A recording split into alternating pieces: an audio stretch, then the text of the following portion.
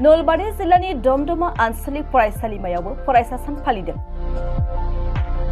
दिनैनि सानाव सोरगिदिं जेरावबो बायदि हाबाफारि लानायनि गेजेरजों बड'फा उपेन्द्रनाथ ब्रह्मनि जोनोम सान फालिनायखौ नुनो मोन्दों। बेबायदिनो दिनै नलबारि जिल्लानि धमधम आनचलिक फरायसालिमायावबो धमधम आनचलिक फरायसालिमा थुनलाइयारि आफादा सानसेनि मेहेरगोनां हाबाफारिजों 31 मार्च बड'फा उपेन्द्रनाथ ब्रह्मनि जोनोम सानखौ फालिदों।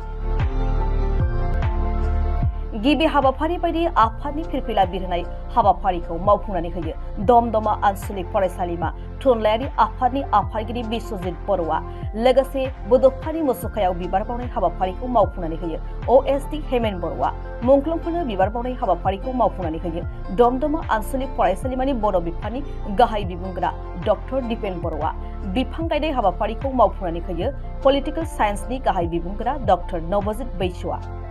OSD हेमेन बर'आ बड'फा उपेन्द्रनाथ ब्रह्मनि जोनोम सान फालिनायजों लोब्बा लाखिनानै मा बुंखो फै खोनासंनि।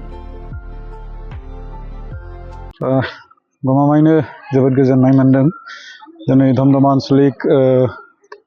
आनचलिक कलेजनि बर' स्टुडेन्टस लिटारेरि ससाइटि बानजायनायाव बड'फा उपेन्द्रनाथ ब्रह्मनि 69थि जोनोम सानखौ जे फरायसा सान हिसाबै बिथांमोना आसाम सरकारनि मोनसे डिक्लेरेसन मर्मे दिनै बेयाव गासैबो फरायसाफ्रा ज' जालायनानै फालिदों। बाहाय बिथांमोना बड'फा उपेन्द्रनाथ ब्रह्मनि खाम्फायाव बिबार बावजेनगिरि हिसाबै आंखौ लेंहरदों। ओंखायनो थारैनो जोबोद गोजोननाय मोनदों। दिनै गासै बर' फरायसाफोरजों लोगोसे बाहाय बर' स्टुडेन्ट लिटारेरि ससाइटिनि आफादगिरि नेहाथारि गासै आरो सोद्रोमाफोर आरो फोरोंगिरि बिथांमोनाबो क'अपारेट खालामदों। गमामायैनो गोजोनथाव बाथ्रा। आं सानो बे गासै जोंनि बे बर' फरायसाफ्रा बड'फा उपेन्द्रनाथ ब्रह्मनि आदर्शखौ दिनै गोसोखांदों। बे हिसाबै बिथांनि आदर्शजों गासैबो आवगायलांगोन आं बेखौनो मिजिंथियो। खुलुमबाय।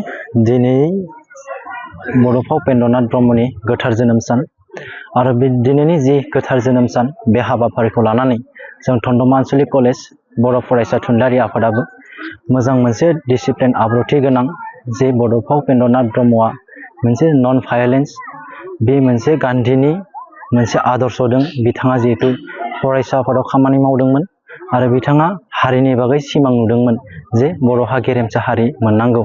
बेखौ लानानै जों दिनै फरायसा बिथांमोनाबो लैहोरजों गोबां मोनसे बिफां गायनायनिफ्राय लानानै मुंख्लंखौ गोसोखांनायनिफ्राय लानानै आरो बड'फा उपेन्द्रनाथ ब्रह्मनि जि मुसुखायाव बिबार बावनानै बिथांखौ गोसोखांनानै जों अरायबो मोनसे दिनैनि जि गोथार जोनोम सान बेखौ जों फालिदों।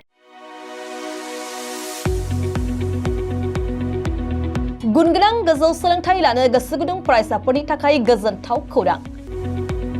क'क्राझारनि बड'लेण्ड स्टार एकाडेमियाव फरायसाफोरनि मुं थिसननाया सोलिगासिनो।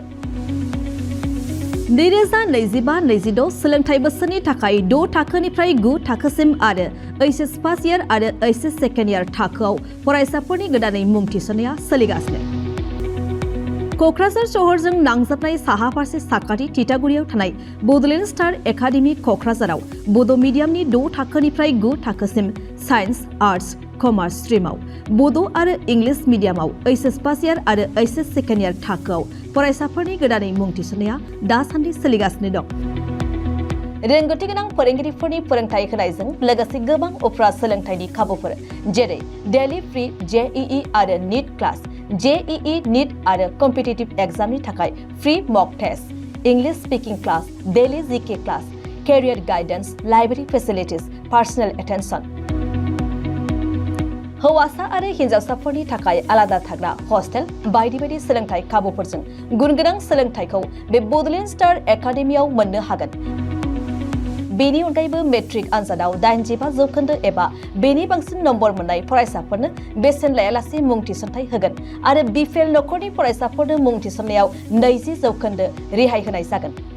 अब्ला मानोथो गोबाव खालामनो नोंथाङाबो गुन गोनां गोजौ सोलोंथाइ लानो थाखाय क'क्राझारनि बड'लेण्ड स्टार एकाडेमियाव मुं थिसननायनि खाबुखौ लादो। बांसिनै मिन्थिनो थाखाय गाहायाव होनाय मबाइल नम्बराव फोनांजाब खालाम। मबाइल नम्बर 7638008149 6003494371 आरो 6000034997।